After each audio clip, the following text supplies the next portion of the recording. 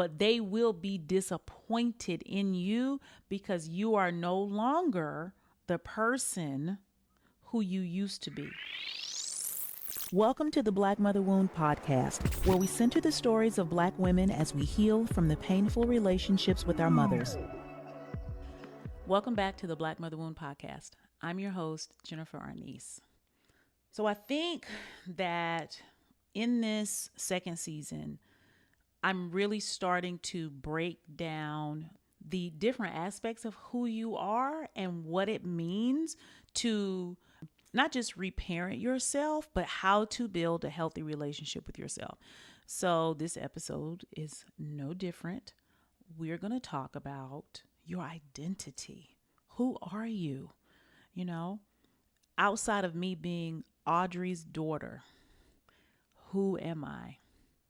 And that pulls up a lot for me because so much of who I am is based off who she is and the relationship that we had when I was growing up. And when you have a mother wound and you don't have autonomy over your own life, you don't have an identity. You don't have an authentic identity. You have a conditioned identity. You have one that has been created and structured from the viewpoint and perspective of your mother. And then because you believe that's who you were, you went out into the world and behaved as that person. And so you received the friendships, the opportunities, or the lack of opportunities, and the life based off that identity. Now, this is like mind bending because you're like, this is who I am, because you've been this person your whole life, because you've been with your mother your whole life. That's what makes this wound so freaking, make you just want to choke the shit out of it, because we're undoing a complex trauma, something that has started from the womb and that went on every day. Someone was telling you who you are and who you will be in the world based off how they treat you and the lessons that you've learned from them. But if you don't love your life, if you don't enjoy your life, if you don't feel like you're living out your purpose, if you have dreams that you're afraid to pursue, if you're not trusting of yourself, if you know you habit of abandoning and rejecting yourself, if your external world is not reflecting back what you want to see, then you need to take a look at your identity, who you are. So what are the things that make up your identity? Some of the things that make up your identity are your values, your needs, your preferences, and your emotions. And I'm going to quickly go through this. This is a part of what I'm teaching in my Resolve Mother Wound Healing Intensive. So the 11 ladies that were in that first cohort, we dive deeply into how to create an authentic identity. But I'm going to try and give y'all a little bit of it here and also tell you where you can get more resources. And of course, you can also join the wait list. There's a link down in the show notes and you can join the class the next time I have it because it's so awesome. But that's not why we're here. We're not talking about that today. Your values are the things that are important to you. And oftentimes we have selected values that we're not actually living by. If you say, oh, well, I value peace and I value joy, but you live in chaos and you don't have any examples of joy in your active life, because the things that you value, you're always experiencing them in big and small ways throughout your life. So you have to really think about, am I living what I say I value? And we've also been taught to value things that have to do with making other people happy. Like, I value being a good mom. That's not a value. I value being a good friend. You know, I value being a good Christian. Like, those are things that only have impact to someone else. but your true values are things that you reap the benefit of. And some of us do value, I don't want to say us, I'm going to say y'all because this is not one of my core values. You might value being of service. I really like to push back and challenge values like that because they benefit other people. And if you have one value that benefits others and the rest of them benefit you, then I can understand that. Okay. Like one of my core values is using my gifts and talents. I love using my gifts and talents. It makes me feel full on the inside. Even if nobody else sees them, I love to paint. Even if nobody buys the painting, it's something that I enjoy doing. But I also enjoy using my talent as a storyteller, as a teacher, as a writer, as a content creator to help others and be of service. You have to really be very specific and break down, are your values about you or are they about another person? Because me using my talents and my gifts, it's a value to me because it makes me fill up. And it doesn't matter how someone else receives them or how anybody else benefits from them. I just like to use them. I'm a DIYer. I got so many damn hobbies, but that's what I enjoy doing. That's a little bit about values. What are your needs? So often we're not thinking about what we really need. We're thinking about what other people need from us or what we need to do in order to make people like us, stay in good grace with others, or to simply survive. Food, clothing, and shelter are basic needs. This is true. But we also have universal needs. We have emotional needs. We have the need to be cared for. We have the need to be heard, the need to be accepted. Many of these are unmet needs because of the nature of our relationship with our mother, and that's how we incurred this mother wound. But so those are your needs. You have to really take an honest assessment.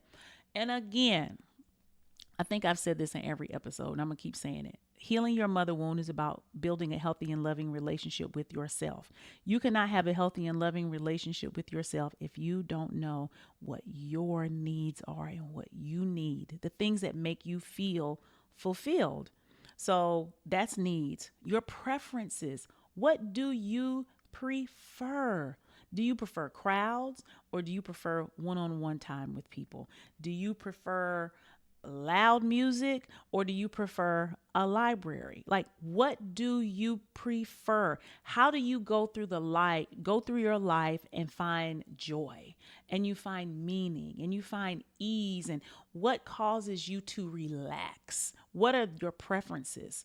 And I want you to be sure when you think about preferences that you don't think about them in terms of reacting to another person. Again, so much of our existence is set up around how someone else sees us and how we relate to others. This is about how you relate to yourself. And then understanding what your emotions are. How do you feel? What are your emotions? Outside of feeling tired, angry, sad, frustrated, confused. There's a whole emotion wheel out there that can help you really come to know what your emotions are. How do you respond emotionally to certain things? How are you responding to triggers? How do you emotionally respond to love, to having your needs met, to being seen? When you get your needs met, how do you emotionally respond? Because I was not used to having my needs met, if there was someone else who really showed me a lot of kindness, my emotional response was guilt because I felt like I didn't deserve what they were giving me. So it was almost like I felt like I had deceived them in some way, even though that's not true. But that was my honest emotional response. And then I was like, oh, I need to examine this. Why do you feel guilty? You feel guilty because you feel undeserving. Oh, okay. Let me tap into some reparenting work. I'm so sorry that you feel undeserving of kindness, of love, of being seen and heard and encouraged. You deserve those things. What happened to make you feel that way? I'm so sorry that happened. That wasn't your fault. What can I do to make it easier for you to receive these things? Like, this is really my life. I have to stop myself. I tell y'all, it's like being an alcoholic and you go to the meetings. You got to have a plan for how you are going to respond to yourself when you are in dysfunction. And so much of my life, probably, I don't want to say 100%, but I'm going to say 95% of my life was in so much dysfunction before I started healing my mother wound. So that meant there was a lot of stopping and practicing and soothing and doing the same way you do with the baby. If you would give birth to 5 years old, do you know how much soothing and reassuring and stopping and paying attention to that you have to do for that baby? And guess what? You keep doing it and you know it's all worth it because you can see the benefit in it. Same thing with yourself. So this is what it takes for you to create a true identity. Now, Jennifer, I've been living with the identity I have. Why do I have to get an authentic identity? Because you know your soul is calling for it. You know something is missing. You know there's a life that you really want to live. There's a dream you want to have. There's a vision. If you don't have any of those things, I'm probably not who you should be listening to, because I'm for the girl who's got a dream and she's got a vision and she's got a fire in her and she wants to make it happen. But the desire and the result, there's like this huge gaping hole in between the two. And I'm here to help you build the bridge. I'm not even trying to say fly and soar over there. I'm not trying to give you wings. I'm trying to teach you how to build the bridge so you can cross it time and time again. So your kids can cross it. So your family can cross it. So whoever is willing to walk it, because when you look down, it's far. You up in the sky. So you still got to be brave enough to walk across that bridge. So it's like, why is it even important enough to do this work? And it's because, why would you be here? Are you here just to go to work every day? Are you here just to make other people happy? Are you here to just to suffer and complain and scroll on your phone at night? If it is, I'm probably not the person you should be listening to. And don't you want to feel at peace? It's like, these are really practical things that have miraculous effects on who you are and how you feel about yourself and how you move through the world. Carrying frustration, angst, anxiety, self-doubt is exhausting. Aren't you tired? Pretending to be someone that you're not is exhausting. And it turns you into a liar and a manipulator. But that's what we were taught as children, because it's what we had to do to survive. But it's not what you have to do to survive now. You can be yourself. You can be empowered. You can show up for yourself. You can have power. You can respond ably. That's what being responsible is. You can respond to life and you can move forward and you can grow. I mean, that's what is really most important for me. That's all that matters, because I don't want the exhaustion. I don't want the pain of not living the life that I know I was put here to live. Okay. I know I'll be on my soapbox, but in case you forgot, I just want to whisper that in your ear very, very loud. So what about the old you? As I began to walk in my true self, there would always be like, well, who am I going to be if I change? Because I only can see the vision of the version of who I am. But if I change, will people like me? What will I do? Will there be a way? It's not kind of scary. It's scary as hell, because you are stepping out of a safe place. It might be a painful place, but it's still a safe place. And you know how to maneuver in that space, even if it is highly dysfunctional. But when you move in your true self, there isn't oftentimes a model for us. There was no one that showed us when you are yourself, these are the things that will happen. And it doesn't mean everything goes perfectly and you don't have issues and concerns. That's not what we're trying to solve. We're not trying to make it so you live a life without any cares. But what we are trying to do is, if you do have cares and concerns and hard times, you can face them authentically, because that's where your power is. You have so much power. What you can end up running from is that power. It's the fear of success, the fear of being authentic. Because for us as children, if we exerted our power, if we exerted our authenticity, we were punished. We were met with rejection. We were stonewalled. We were gaslit. We experienced a lot of loneliness.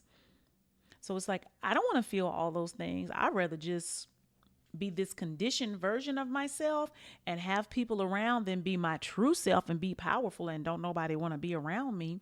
But that's not what happens.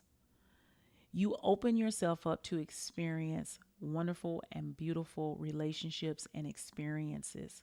And in the beginning, it is very wobbly. You have to get your legs, but that's okay. That's fine, because you're there for yourself and you can soothe yourself in those wobbly moments.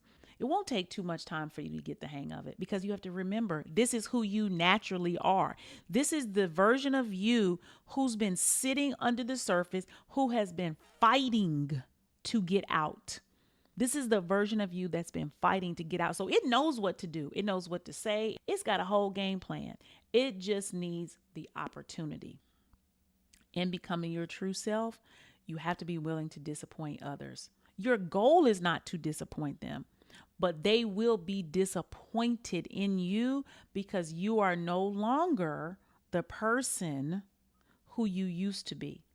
They can't call you and ask for the same stuff they used to be able to call you for. They can't do the things that they used to do to you and it would be okay. They can't pick up the phone and talk your ear off and not even care about how your day was. They can't do those things anymore. They might call you selfish. They might call you self-centered. Who do you think you are? It doesn't fucking matter. And the more you tune into your authentic identity, you won't even care. It won't even bother you, because you'll be laughing like, huh, you see right through them. You're like, oh, you're trying to use me. You're trying to play me. I don't even have time for that. I would rather spend time with myself pursuing this new life than sitting over there with a bunch of scrubs. This is the power of creating a new identity. This is the importance of creating a new identity. And this is why it's so important and crucial in the healing process when it comes to dealing with your mother wound. This is what happens. When you reparent yourself, you become your true self. And these are the things that you have to do. Otherwise, you're going to stay stuck where you are. And if that's what you wanted, you wouldn't be listening to me. So I think you understand where I'm coming from. Be easy about this work. It does not happen overnight. None of it happens overnight. Go on Google, find a values worksheet. You know what? I have all this information. I'm going to create a worksheet for y'all. It's going to be in the show notes.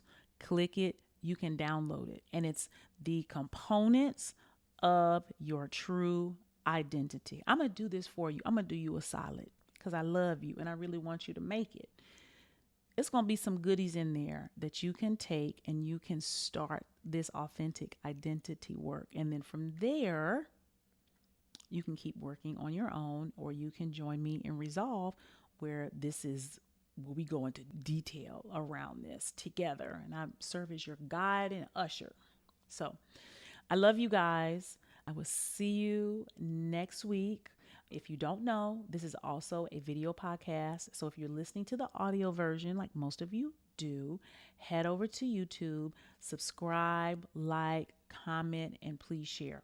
And if you are listening and watching on YouTube, you can also listen to the audio on Apple, Spotify, Amazon, everywhere there are podcasts.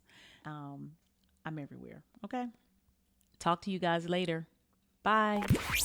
Thank you for listening to the Black Mother Wound podcast. I hope you enjoyed today's episode and make sure you comment, subscribe, and rate the show.